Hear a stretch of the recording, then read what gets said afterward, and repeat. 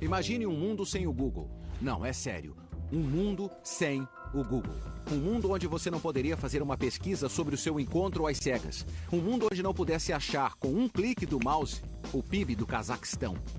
Um mundo no qual você, ao se sentir mal, não possa se sentar ao computador para descobrir se toma 2 aspirinas ou se deve chamar a emergência. É incrível, não é? Há apenas 10 anos atrás não havia nenhum Google e 5 anos antes disso não havia como fazer buscas na internet. E isso era um problema enorme. Porque de que adiantava o World Wide Web se você não podia navegar e ir aonde quisesse? As empresas que tentaram a mão na busca incluíram alguns dos nomes mais icônicos da história da rede, como Yahoo e Excite. Mas apesar dos caras que as iniciaram estarem entre alguns dos mais brilhantes dos anais do comércio americano, no fim eles se viram incapazes de sacar o programa. Aí uma dupla de crânios super nerds na casa dos 20 anos solucionou o problema das buscas. Vou contar como eles fizeram e também como no processo se tornaram multibilionários. Meu nome é John Heilemann e como jornalista cobri a revolução da busca desde o início. A história que estou aqui para contar é sobre as inovações de alta tecnologia que são a base dessa revolução e sobre o enorme levante econômico que ela provocou. É uma história emocionante, repleta de ambição feroz e engenhosidade, cheia de oportunidades aproveitadas e oportunidades perdidas, e de manobras e reuniões secretas que nunca antes vieram à tona, até agora. A internet. A pesquisa. Hoje, se você entrar na web e digitar o meu nome, John Heilemann, numa ferramenta de busca, em 1/3 de segundo você vai descobrir que sou jornalista de revistas e examinar um catálogo de tudo que já escrevi. E dado que existem mais de 150 milhões de sites e bilhões de páginas na web, a tecnologia que possibilita uma busca super precisa é uma espécie de milagre. E é um milagre que a maioria de nós não lhe dá o seu devido valor. Esquecemos que há pouco mais de 10 anos, a web era assim. Páginas e mais páginas de textos simples, listas imensas de frases sublinhadas. E encontrar o que você procurava na web era praticamente impossível. Não havia jeito de procurar as coisas. Só o que você podia fazer era seguir links e torcer que a sorte levasse você até alguma coisa útil. Para entender como viemos tão longe, como o milagre da busca pela web aconteceu, precisamos voltar a uma época anterior à Google, até a história de empresas como a Yahoo e a Excite, que prepararam o caminho para a sua existência e se tornaram os seus maiores rivais, e para um lugarejo na Califórnia, sobre o qual você já deve ter ouvido falar.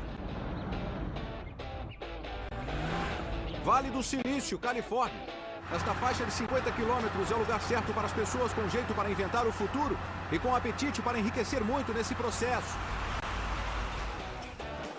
O lar de nomes lendários na área, como Apple, Intel e Oracle. O coração do Vale do Silício, a verdadeira nascente da indústria de alta tecnologia, a fonte de inúmeras ideias brilhantes, não é uma empresa, é a Universidade Stanford. E é aqui em Stanford que as raízes da busca podem ser encontradas.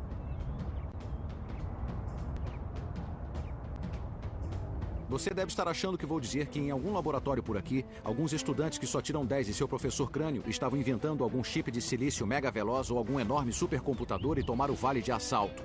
E havia, mas não estamos interessados neles. Estamos interessados em 2 indolentes chamados Jerry Yang e David Filo, que foram deixados à própria sorte quando seu professor tirou um ano sabático. Enquanto Jerry e David estavam à toa, tiveram uma ideia que se tornaria a base de uma das empresas mais conhecidas dos Estados Unidos e que os transformaria em bilionários. Hoje a empresa deles se chama Yahoo e está entre os sites mais navegados da web.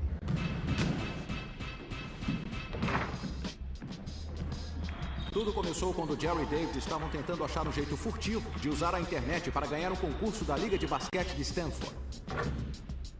Os garotos eram estudantes de engenharia elétrica e tinham acesso à web. Eles a varreram minuciosamente site por site procurando informações atualizadas sobre esportes. David descobriu como acessar um monte de sites diferentes para conseguir os dados dos jogos de basquete da noite anterior. Ele puxou tudo e compilou os dados para tentar ver se a gente devia mudar de jogador, trocar jogadores ou fazer seja o que for. É difícil imaginar uma meta mais trivial do que um concurso destes. Mas ao caçar dados esportivos obscuros nessa rede estranha e desajeitada chamada internet, Jerry e David davam os primeiros passos na estrada para a busca. Na época, competíamos contra outros alunos de outros departamentos e estávamos tentando usar a tecnologia como vantagem, e eles estavam lendo os jornais do dia seguinte. E se baseando nos jornais, eu acho que a gente ganhou de lavada, né? Eu não sei se foi muito, então eu não sei se a tecnologia ajudou tanto assim, mas foi uma experiência muito divertida. E não é surpresa nenhuma que a rede de 1994 não tenha ajudado muito a Young e Philo. Até para entender o que era e o que a internet tinha a oferecer, você precisava de algum tipo de guia, de algum tipo de diretório para ajudar a navegar no meio daquilo. Era um pensamento simples, porém brilhante. Um diretório que pudesse mostrar aos usuários virgens da web como encontrar coisas legais nesse novo mundo eletrônico. Mas não tinha nada a ver com a busca atual, era só um monte de categorias e subcategorias que você podia caçar e fuçar. Era incrivelmente tosca, compilada manualmente por uma dupla de geeks que passava horas olhando o máximo de sites possível e então decidindo como listá-los. Mais tosco ou não, aquilo que os caras chamaram de Guia do Jerry e do David para o World Wide Web foi a primeira de seu tipo e provou ser imensamente popular. E da noite para o dia, rolou um lance mundial. Milhões de usuários do mundo todo correram para o site. Os dois logo se tocaram de que precisavam de um nome mais curto, mais esperto, que grudasse, um que soasse mais, sabe, emocionante. A Yahoo era uma grande ideia, mas uma ótima ideia não basta para se tornar uma grande empresa. É preciso dinheiro, e muito. Mas como todos sabem, não há falta dele no Vale do Silício. E a maior parte vem destes prédios ao longo da Sand Hill Road, os escritórios de muitos investidores de risco lendários do Vale. Eu não sei o que esperava ver na primeira vez que vim a este lugar. Ruas pavimentadas com ouro, sei lá. Mas foi isso que encontrei. Um monte de edifícios baixos sem identificação, naquilo que parece um vilarejo alpino. Mas por trás daquelas portas ali estão os investidores de risco, os caras que presidem os fundos de investimentos, contendo bilhões e bilhões de dólares. Os caras que decidem quais empresas iniciantes sobreviverão e quais nunca verão a luz do dia. Uma das mais bem-sucedidas entre essas empresas é a Sequoia Capital. Seu sócio mais famoso, Michael Moritz, decidiu fazer uma visita aos jovens fundadores da Yahoo em seu trailer em Stanford. Lá dentro havia uma grande confusão. Aquilo era o pior pesadelo de toda mãe. Embalagens de pizza por todo lado, computadores e equipamento eletrônico espalhados aqui e ali, com as cortinas fechadas. A temperatura era de uns 30 graus. Era uma fossa séptica sufocante. Era uma zona. Havia muitos motivos para ficar cético em relação a fazer um na Yahoo. Eram apenas 2 pessoas e o seu plano empresarial era, para ser generoso, nebuloso. Mas o que Moritz não podia ignorar era o potencial do diretório da web de Young e Philo.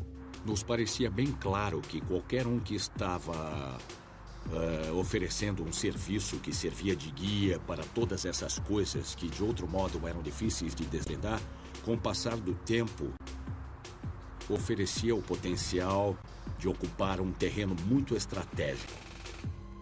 Moritz investiu $2 milhões no site de Young e Philo, mas foi uma aposta baseada em pouco mais do que um palpite. Apesar de muitas visitas ao site da Yahoo Site, não era óbvio de onde viriam os lucros ou até mesmo a receita. Nós tínhamos uma empresa, tínhamos de achar um jeito de faturar com ela e àquela altura não tínhamos nenhuma receita. Na verdade, era pior do que isso. Na época, ninguém do planeta Terra tinha descoberto um jeito de ganhar dinheiro com a internet. Mas a Yahoo mudaria tudo isso e, ao fazê-lo, ajudaria a iniciar a corrida do ouro que logo tomaria a web. Em 2007, empresas de busca como a Yahoo e a Google geraram bilhões de dólares em receita e lucros, tornando-os a inveja de empreendedores em todo lugar. Mas em seu alvorecer, ninguém usava a web para negócios ou comércio. A ideia em si era considerada uma heresia e até mesmo malévola. Eu me lembro claramente das discussões enquanto a web tentava definir a sua cultura. Em meados da década de 90, o centro da cultura da web não era o Vale do Silício, mas aqui neste pequeno parque, no extremo sul de São Francisco. A revista Wired e a sua irmã online, a Hot Wired, foram lançadas. Eu trabalhava aqui na época e os argumentos a respeito da iminente comercialização da web eram ferozes e se resumiam a apenas uma palavra: publicidade. A publicidade dividiu a comunidade na web. De um lado estavam os investidores de risco e outros tipos financeiros que acreditavam que a internet era um novo meio e a mídia sempre fora sustentada pela publicidade. Sabe, havia uns 100 anos de história de mídia por trás dela que diziam: se você consegue reunir uma plateia grande em um lugar só, poderá vender publicidade a ela. Não era preciso muito mais inteligência do que aquela entre as orelhas de uma salamandra para sacar isso. Do outro lado estavam os utopistas da internet, pessoas que viam a web como um lugar que prometia liberdade. Não era um ambiente comercial. As pessoas não eram empresas. Era apenas um monte, em geral, de estudantes universitários, pesquisadores que faziam experimentos com essa coisa nova. Mas Yang e Philo haviam aceitado o capital de risco. Entraram no jogo para construir um negócio. Eles tinham de achar um jeito da Yahoo ser rentável. Qualquer jeito. Jerry e David estavam muito preocupados com as ramificações e repercussões de se colocar publicidade no site deles, temendo que isso fosse ruim para os usuários deles e que os usuários se rebelariam. Para os fundadores da Yahoo, isso era um dilema grave. Ao aceitar publicidade, eles arriscavam alienar os seus usuários leais. Mas realmente não havia qualquer outra opção viável. O que mais eles podiam fazer? Então, para nós, naquele momento, a publicidade parecia a melhor escolha. Mas estávamos realmente preocupados com ela. Foi muito duro mesmo. Nós não tínhamos ideia de como isso seria recebido, se haveria retaliação, se geraria algum cinismo sobre que interesses comerciais farão a esse tipo de ambiente de informações utópico. No final de 1995, a Yahoo começou a aceitar publicidade em banners com a respiração presa e os dedos cruzados. Estávamos inseguros quando pusemos as primeiras propagandas lá, tipo, será que isso vai funcionar? A agonia acabou sendo em vão. Os usuários do Yahoo continuaram se multiplicando e mais usuários significava mais anunciantes pagando mais para pôr os seus banners diante de um número crescente de olhos. Pela primeira vez, a Yahoo tinha mostrado que era possível ganhar dinheiro na web. Era um momento crucial na história e significava uma coisa: o surto da web tinha começado. Foi quase como se tivesse sido dado um tiro de largada. Em 1996, a Yahoo enfrentava uma série de desafiantes que ganhavam terreno sobre ela: Infoseek, Alta Vista, Lycos.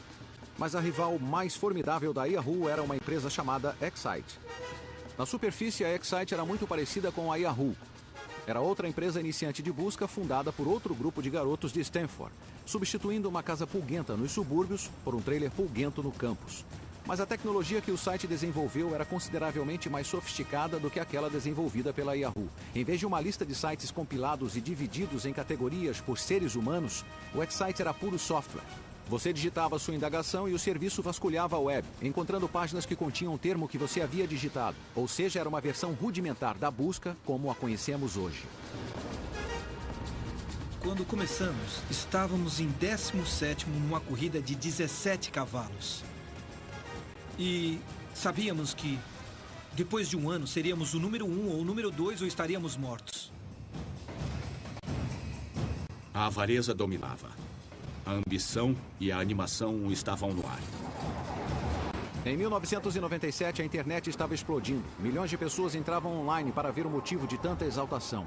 A Yahoo, Excite e outros mecanismos de busca estavam ocupadas, se transformando no que se conhecia como portais. Destinos emocionantes, repletos de distrações, de cotações da bolsa, e-mail e salas de bate-papo. Eram parques de diversão. Uma miríade de atrações bugigangas e quinquilharias reluzentes, projetadas para transformar usuários em uma plateia cativa em benefício dos anunciantes. Ele fez com que as pessoas se envolvessem em inovação extrema, competição extrema e um jeito de viver muito extremo e insustentável. Pagávamos na mesma moeda. Nós lançávamos personalização e a Yahoo lançava personalização. A Yahoo lançava e-mail, nós lançávamos e-mail. Estou usando a busca do Yahoo para escrever um livro sobre estalar os dedos. Então, nos primeiros anos era uma coisa meio indefinida. Ninguém sabia o tamanho que isso teria. Legal! Mas embora as empresas de buscas estivessem fazendo grande sucesso, também estavam se tornando algo muito diferente do que eram quando começaram. Ao se concentrar nos atrativos, Eles esqueceram que tinha trazido os usuários a eles em primeiro lugar, a necessidade de encontrar coisas na web que não parava de crescer. Em outras palavras, as empresas de buscas pararam de se importar com a busca. Do Vale do Silício às ruas de São Francisco, a área da Bahia estava repleta de crânios ambiciosos, atrás de oportunidades concebíveis relacionadas à web, solucionando problemas concebíveis relacionados à web, certo? Não.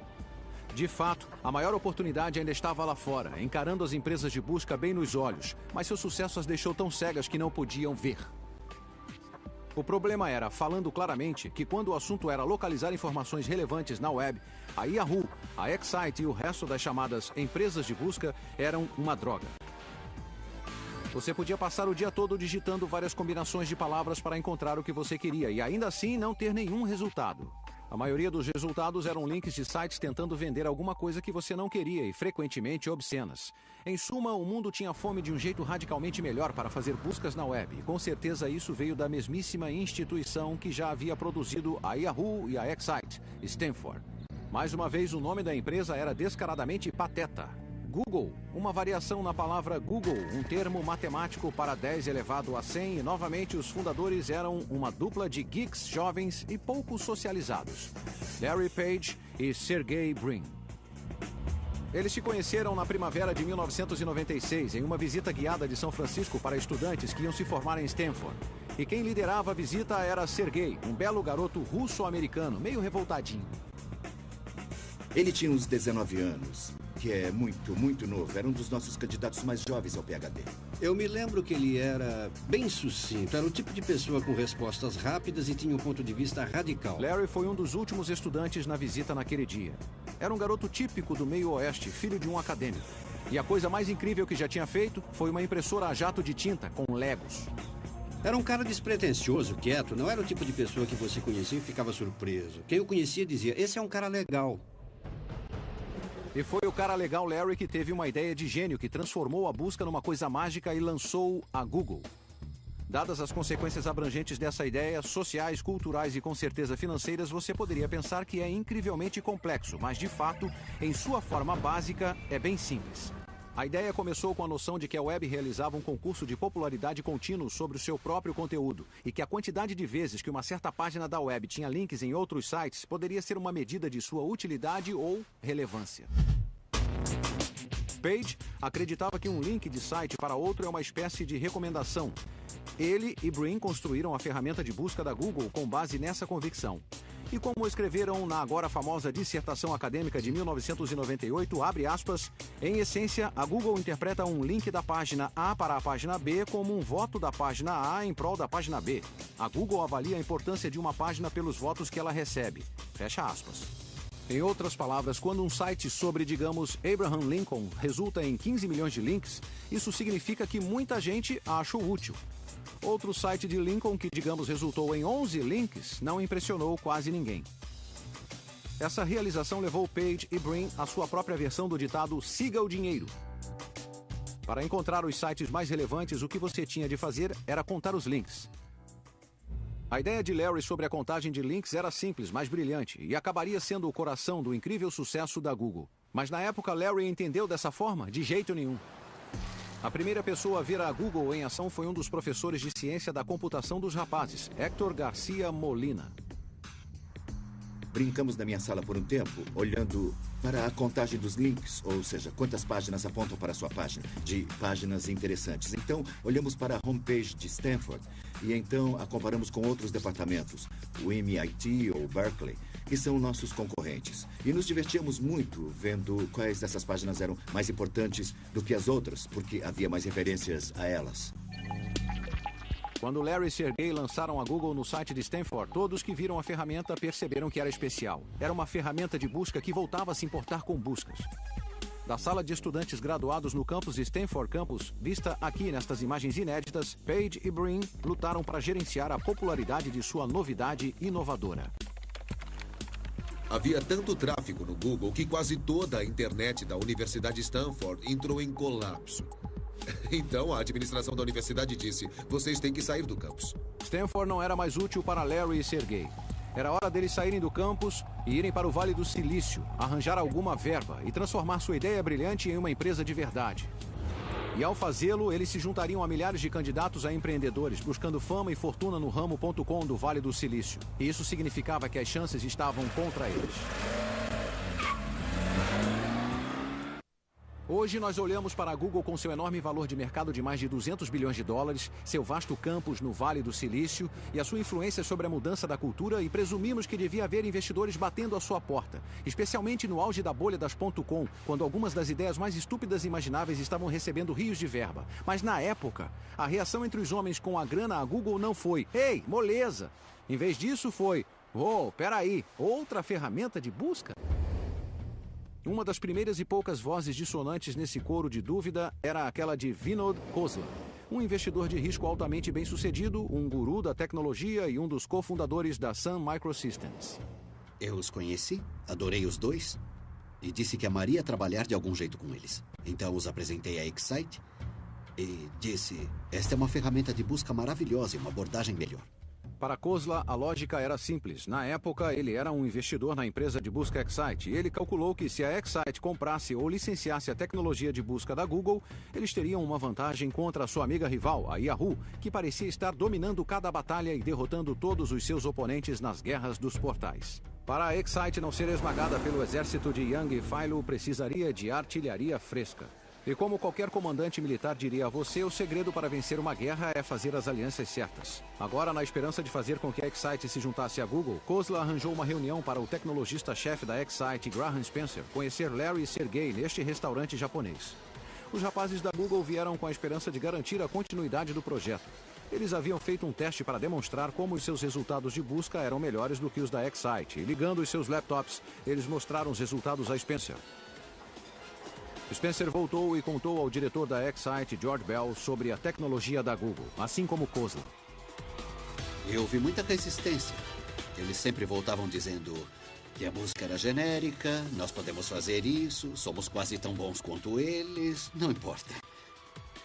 E não era questão do preço, porque na época a Google era muito barata. Eles podiam tê-la comprado por cerca de $1 milhão e vale 100 bilhões de dólares hoje. Espera, vamos ver isso de novo. A Excite podia ter comprado a Google por cerca de $1 milhão. Em termos de Vale do Silício, isso é uma ninharia. A empresa tinha acabado de cair fora daquilo que para eles seria um negócio da China. Olhando para trás, eu erguerei a mão e direi: pareço idiota. Mas as pessoas não achavam que havia dinheiro na busca. Ou as pessoas achavam que havia pouco dinheiro na busca. Eles não achavam que era rentável mesmo. Quer dizer, na real, a busca é rentável. É rentável. Mas não foi só a Excite que não enxergou todo o potencial da Google. Todas as empresas em busca do Vale do Silício se fechou para eles. Então, cada vez mais frustrados, Larry e Sergey procuraram um de seus professores de Stanford, que também era um empresário, um homem chamado David Chariton. Para mim, eles queriam uma quantia bastante modesta, na casa de $1 milhão. E eu tinha faturado um pouco com uma empresa iniciante que tinha sido comprada pela Cisco e estava trabalhando com Andy Bechtolsheim, que é um conhecido investidor no Vale do Silício. Então, Dave me ligou e disse que eu precisava conhecer esses caras da Google. E eu cheguei na casa dele numa bela manhã ensolarada de verão. Larry e Sergey já estavam desesperados. Se David Chariton e Andy Bechtolsheim não vissem o potencial da Google, provavelmente era hora dos rapazes voltarem a se dedicar ao seu PhD. O Larry chegou primeiro. Aí o Sergey chegou. E depois o Andy chegou em seu Porsche. Quando cheguei na casa do Dave, Larry e Sergey já estavam lá. Então, eles imediatamente começaram a fazer uma demonstração para mim. Conhecemos esse cara, ele deu uma olhada rápida na nossa ferramenta de busca e nós batemos um papo com ele. Eles fizeram uma demonstração. Esta é a Google, podemos digitar aqui dentro e tem o Estou com Sorte e todos esses outros elementos. E imediatamente ficou claro que essa era uma ideia muito, muito boa. E eu acho que o Andy comprou rapidamente a ideia. Na verdade, acho que era a melhor ideia que eu já tinha visto na minha vida. Então ele disse: sabe, eu não quero que vocês fiquem estressados com isso ou tenham de se preocupar tanto com problemas de dinheiro agora. Por que eu não faço um cheque agora? Então, eu fui correndo até o carro, peguei meu talão de cheques e fiz um cheque para eles na hora. Ele voltou com o talão de cheques e nos fez um cheque de $100 mil. Para a Google $100 mil. Acho que o Sergey disse, nós nem temos uma conta no banco. E o Andy disse, bem, depositem quando tiverem uma. Eu acho que eu nunca tinha feito um cheque tão rápido assim, daquela maneira. Essa foi a única vez na minha vida. Vamos pensar nisso. Quantas pessoas você conhece que estariam dispostas a fazer um cheque de $100 mil na hora para um par de estudantes desleixados? Quer dizer, mesmo para um cara como Andy Bechtolsheim, que valia muitos milhões de dólares, a coisa toda parece meio doida. Mas é o tipo de coisa que acontece aqui no Vale do Silício. É por isso que chamavam os primeiros investidores de anjos. Eles estão no ramo de fazer pequenos milagres. Andy claramente estava botando muita fé neles, não só... não levando o seu dinheiro para o México, mas eles foram embora com um novo ânimo, segundo me lembro. Tipo, realmente podemos fazer isso. O investimento de Bechtolsheim foi seguido de cheques de um punhado de outros anjos, totalizando $1 milhão. $1 milhão deve ter parecido muito dinheiro para 2 alunos subsistindo basicamente de fast food. Mas como Larry e Sergey logo descobririam, $1 milhão era pouco no ano frutífero do Vale do Silício. Esse Clark Kent, meio magricela, é L. John Doerr, talvez o mais famoso e bem-sucedido investidor de risco do Vale do Silício. Ele já financiou a Sun, a Compaq, o Netscape e a Amazon.com, e oficialmente é o homem com toque de Midas. Então, praticamente inevitável que Page e Brin acabariam na porta de Doerr. Eles estavam tão convencidos de que a busca era uma coisa tão grande, tão importante, que ia crescer tanto que eu perguntei até onde. E Larry Page, totalmente sério, disse: bem, 10 bilhões em receita. Aí eu caí da minha cadeira. Eu tinha certeza de que eram empresários muito ambiciosos, com uma visão poderosa. Poucas coisas faziam o barco de John Doerr flutuar mais do que ambições grandiosas. E até naquela época, Page e Brin tinham ambições que fariam qualquer mortal corar. Eles queriam organizar literalmente todas as informações do mundo, torná-la buscável e universalmente acessível. Oh! No início de 1999, recebi um telefonema de John Doerr, que queria que eu fosse até seu escritório, que tinha uma coisa para me mostrar. Não fazia ideia do que ele estava falando, mas quando John Doerr chama, a gente atende. Doerr me sentou atrás de sua mesa e me disse que havia feito um investimento em uma empresa iniciante. Uma ferramenta de busca, imagine. Então ele se virou para o computador, abriu o navegador e me mostrou um site que eu não conhecia, google.com. A diferença era surpreendente, assim como a simplicidade radical do Google, e os resultados eram incrivelmente precisos. Eu me virei para Doerr e disse: uau, isso é impressionante, mas não tem publicidade no site, nem mais nada. Como é que isso vai dar dinheiro? E Doerr respondeu: esses caras estão solucionando o problema mais difícil da internet. E se não descobrirmos como ganhar dinheiro com isso, precisamos sair desse ramo. Mas descobrir como a Google se tornaria lucrativa provou não ser nada fácil, e à medida que os dias que passavam e viravam meses, sem um plano empresarial, os investidores foram ficando cada vez mais inseguros. Não havia nenhum meio de sustento para nenhum dos associados ao Google. Não havia dinheiro trocando de mãos. E os fundadores tinham de contratar pessoas, tinham de pagar as pessoas, tinham de comprar equipamento para armazenar o serviço, e tudo isso requeria dinheiro. Cerca de $500 milhão saíam pelas portas da Google todo mês. Isso significava que os $25 milhões no banco não durariam muito. A solução óbvia era seguir os passos da Yahoo e da Excite e pôr banners de anúncios no site. Mas em uma de suas decisões mais corajosas e mais visionárias, Page e Brin se recusaram a seguir o caminho mais fácil. Eles simplesmente não conseguiam suportar a ideia do Google se tornar apenas mais um portal apinhado. Eles queriam garantir que as pessoas tivessem uma experiência incrível, mas também com anúncios que fizessem sentido para as pessoas. Page e Brin não eram contra a publicidade em si. Eles só queriam que fosse de uma maneira mais fácil e webificada. Mas eles não conseguiam pensar qual seria essa forma. Mas o tempo e o dinheiro estavam acabando, então na ação mais controversa da vida de sua jovem empresa, eles encontraram a solução para o seu problema de uma maneira típica do Vale do Silício. Eles a copiaram de outra pessoa. E essa outra pessoa era este homem, Bill Gross. Baseado em Los Angeles, Gross não tinha nenhuma ligação com a Google. Ele administrava uma empresa pequena chamada Ideal Lab, uma espécie de incubadora de ideias inovadoras e as empresas iniciantes que as criam. Foi Gross quem descobriu a charada da publicidade na internet e, de certa maneira, garantiu a salvação para a Google. Eu passo a vida olhando problemas que vejo e procurando maneiras de solucioná-los. Quer sejam problemas rotineiros como trânsito, ou problemas de saúde, ou problemas de tecnologia. Mas eu sempre gosto de olhar para tudo e dizer como poderia ser melhor. No decorrer de sua carreira, Gross já tentou a mão em tudo, desde robôs a painéis solares. Mas no final da década de 90, a sua obsessão era a propaganda na web. Quando vi esse problema em particular, nessa empresa, enquanto as nossas empresas procuravam meios para anunciar de maneira mais eficaz, eu estava dizendo a mim mesmo como fazer isso melhor. O que é de errado com a maneira como estamos comprando a publicidade? Como gostaríamos que fosse? Olhando para trás, a ideia de Gross, assim como a contagem de page dos links, era brilhantemente simples. Começou com a percepção de que quando alguém digita uma indagação, não só está dizendo ao mundo o que lhe interessa, mas frequentemente diz ao mundo o que está interessado em comprar. Então, se eu digitar as palavras Bob, Dylan, estou dizendo resumidamente que estou curioso sobre ele, que eu talvez queira comprar o seu novo álbum. Agora pegue essa informação e todos os outros nomes de músicos que já digitei no Google e de repente você tem uma imagem detalhada de mim e sabe que sou fã de música. Uma informação de grande valor para o ramo fonográfico. E isso é em essência o que Bill Gross viu, e viu antes de qualquer um, que uma ferramenta de busca poderia ser, e provavelmente seria, uma das formas de pesquisa de mercado mais poderosas e eficazes do mundo. No jargão do ramo, os termos que você digita numa ferramenta de busca são chamadas palavras-chave, e Gross se deu conta de que poderiam valer uma fortuna. As palavras-chave são o futuro do setor. As palavras-chave são tão valiosas porque quando uma pessoa digita uma palavra-chave em uma ferramenta de busca, ela dá a você uma janela enorme sobre sua intenção naquele momento. E se você consegue fazê-la digitar várias palavras, isso não tem preço.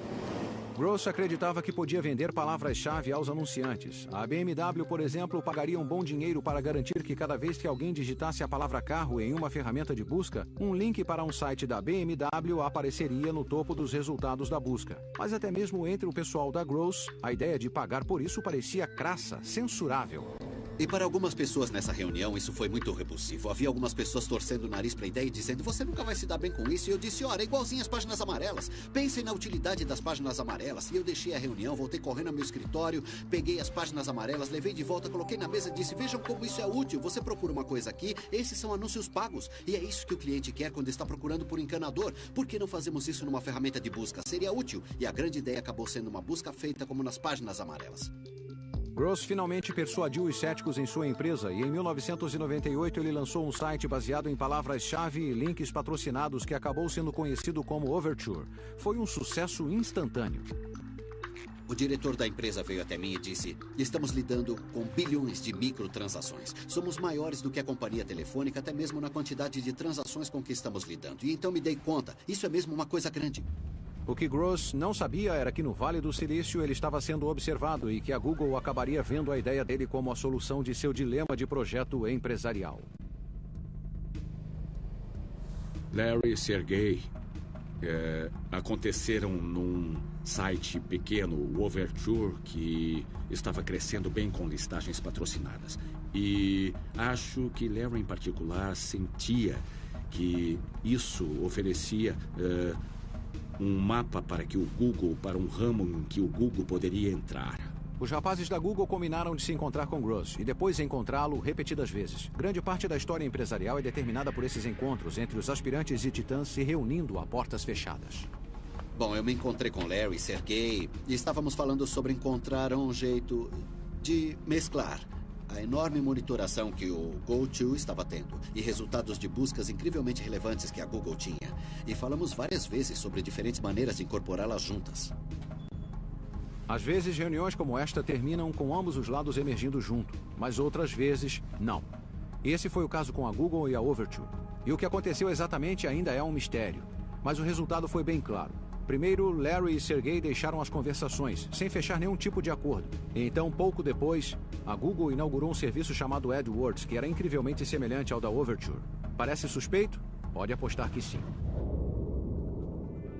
Gross processou a Google por essa semelhança e pela apropriação que sugeria. Mas finalmente os dois lados se entenderam fora dos tribunais. E uma coisa é certa, o acordo incluiu dinheiro bastante em ações da Google para manter Bill Gross extremamente feliz. Achamos que daria valor adicional, mas nunca pensamos que tivesse esse tipo de impacto e alcance e resultasse num plano empresarial online valioso. Mas adoramos que tenha acontecido. A Google incrementaria a ideia original de Gross de várias maneiras importantes, mas a principal era que separaria os anúncios dos chamados resultados de busca orgânicos. Dê uma olhada na página da Google que estamos tão familiarizados agora. Esta é a caixa branca onde você digita sua indagação. Aqui estão os resultados limpos gerados pelo algoritmo de relevância do Google. Então aqui em cima e à direita temos os anúncios, os links azuis patrocinados pelos quais as empresas pagaram. E é deles que a Google faturou bilhões em lucros nos últimos anos. Ficou claro que era uma experiência melhor para o usuário do que chegar num site que parecia a Rua 42 ou Times Square às 2 da madrugada, e eles acharam que seria melhor para os anunciantes também, porque resultaria em mais negócios para eles. E essa foi uma ideia maravilhosa, incrível e surpreendente no início de 2000. O que a Google tinha feito não foi apenas abrir um caminho na direção de seu sucesso comercial. Tinha criado as fundações para a astronômica decolagem da publicidade na internet em grande escala. De repente, com AdWords e serviços semelhantes da Microsoft e da Yahoo, qualquer um que quisesse pôr seus produtos online, da Toyota e do Citibank, até um pastor nas montanhas rurais vendendo tapetes de pele de bode, tinha à sua disposição um meio eficaz de chegar a um mercado global. O que nós agora entendemos é que esse foi o nascimento da economia na internet e a Google, o seu principal jogador. Em 19 de agosto de 2004, a Google abriu o seu capital colocando as suas ações à venda na Bolsa de Valores Nasdaq. Nos 5 anos anteriores, a empresa tinha ido de zero a incríveis 3 bilhões de dólares em receitas anuais e tinha se tornado um nome conhecido. A abertura da Google causou um frenesi de especulação e expectativa, especialmente entre aqueles que torciam para ela revitalizar um setor de tecnologia ainda se recuperando da queda das .com. No Vale do Silício, na época, havia um adesivo de carro muito comum onde se lia: "Por favor, nos deem só mais uma bolha". Mas a maneira como a Google conduziu a sua abertura causou a ira de muitos e naquele fatídico dia especulou-se que era um desastre esperando para acontecer. Eu me lembro daquela manhã, sentado em uma sala de reuniões com uma televisão e vendo pessoas na CNBC falando como essa abertura seria terrivelmente mal sucedida e como era improvável que isso desse certo. A controvérsia sobre a abertura do capital surgiu do fato de que a Google tinha optado por um nada convencional leilão para vender as suas ações e isso tinha alienado grande parte de Wall Street, que lucrava bastante com a maneira convencional de fazer negócios. A tentativa da Google despertar interesse de sua abertura na comunidade financeira rendeu críticas terríveis. Os executivos da empresa passaram a imagem de arrogantes e velados. A abertura do Google era o assunto da mídia financeira e havia muitas forças poderosas em Wall Street que acreditavam que não era assim que eles queriam que a oferta pública de ações fosse feita. Os grandes e poderosos de Wall Street estavam naquela sala de reuniões no prédio da Nasdaq em Times Square, assim como John Doerr, Eric Schmidt, Larry Page e eu. O clima estava pesado e a única coisa que o aliviou foi quando Larry plantou seu futuro traseiro bilionário em uma tigela de creme de leite. É surreal. É uma parede enorme de pixels e gráficos e você se dá conta de que toda a economia mundial está passando diante dos seus olhos. E então, Larry e Eric subiram ao palco. E havia uma grande expectativa sobre a abertura do mercado.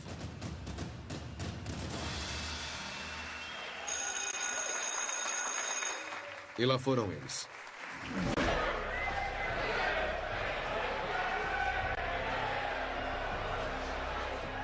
E é claro que, na hora do almoço, a bolsa abriu e começou com $100, 15 dólares a mais do que o preço do dia anterior, e nunca mais caiu abaixo disso.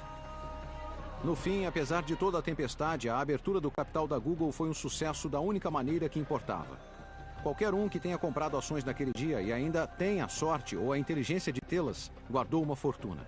3 anos depois da abertura, a Google vale mais do que a FedEx, o McDonald's, a Coca-Cola, a Intel, a IBM ou o Walmart. Ações que venderam por $100 tinham subido para quase 700. Enquanto isso, Brin e Page estão entre as 30 pessoas mais ricas do mundo. A Google, sem dúvida, é a empresa que mais cresceu no mundo. Apesar de estar na lista da Fortune 500, os fundadores da Google sempre lutaram para que a sua empresa não fosse percebida como mais uma empresa truculenta e gananciosa, como, digamos, a Microsoft em seu auge. O seu portentoso e altruísta lema corporativo é "Não seja mal". O seu campus remonta à era das .com sua comida gratuita, cadeira e saco e transporte Segway. Mas apesar de todos os atrativos simpáticos, a Google continua sendo uma grande máquina capitalista que continua a prosperar com o casamento de busca e publicidade que a empresa aperfeiçoou. Até a publicidade online realmente se tornar eficaz, não havia como pagar os programadores que estavam criando todo o software. Eles eram subsidiados. Então, por exemplo, na Sun, nós vendíamos sistemas ou hardware e usávamos esse dinheiro para pagar os nossos programadores de internet. Hoje, as empresas da internet podem pagar seus programadores de internet com receitas da internet que vêm da publicidade. Então, o desenvolvimento da tecnologia e da publicidade andam lado a lado. Mas a Google não está relaxando e mamando em seu negócio principal, não está descansando sobre os seus louros, muito pelo contrário. Ela sabe muito bem que ficar parado no ramo da tecnologia equivale a cometer suicídio comercial. A Google despejou seus lucros fantásticos em incontáveis experimentos e projetos, apostando em tudo o que está ao seu alcance. Existe o Google Library, o Google Books, o Google Maps, o Google Earth. Existe o Gmail, o Google Calendar, o Google Spreadsheets e o Google Docs. A empresa comprou a iniciante Blogger para publicação pessoal na web. Ela comprou a iniciante Picasa para compartilhamento de fotos online e, é claro, o YouTube para compartilhamento de vídeos online. E para muitos, tudo isso se resume a um plano para dominar o mundo. Então não é à toa que a Google Mania gradualmente começou a dar lugar a uma crescente Googlefobia. E a Googlefobia pode ser mais grave entre os defensores da privacidade que se preocupam com a quantidade de informações sobre todos nós que está armazenada nas bases de dados da Google. Mas não são só os libertários civis, até os mentores originais de Page e Brin têm as suas preocupações. As pessoas vão sentir que existe perigo em ter informações demais, guardadas sobre tudo o que fizeram e tudo o que buscaram. E vamos ler cada vez mais sobre isso. Para outros, a dominância metastática e expansão feroz da Google é um chamado às armas. Embora a Excite esteja há muito falecida, a Yahoo aumentou as suas ofertas em buscas e publicidade. E quem também tem como missão derrubar a Google é a Microsoft, uma empresa conhecida por nunca desistir e por chegar tarde à festa, mas sempre ser a última a permanecer de pé.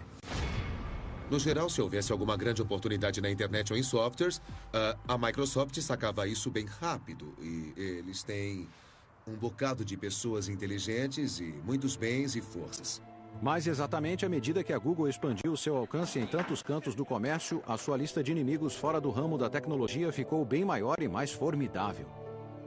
Da Viacom e a News Corporation, da Rupert Murdoch a editores de livros e, em breve, toda a indústria de telecomunicações. As forças que agora estão se reunindo contra a Google irão confrontar a empresa com desafios muito maiores do que qualquer outros que já enfrentaram. Para a Google continuar a sua ascensão meteórica, Larry, Sergey e o resto do pessoal da Google terão de ser ágeis, inovadores e incrivelmente criativos. A história da alta tecnologia nos ensina que toda empresa, não importa seu tamanho, finalmente acaba pondo o pé na jaca. E embora isso ainda não tenha acontecido à Google, é inevitável que aconteça. A Google foi mais longe e mais rápido do que qualquer outra empresa já foi. Mas suas maiores batalhas e o verdadeiro teste de resistência ainda estão por vir.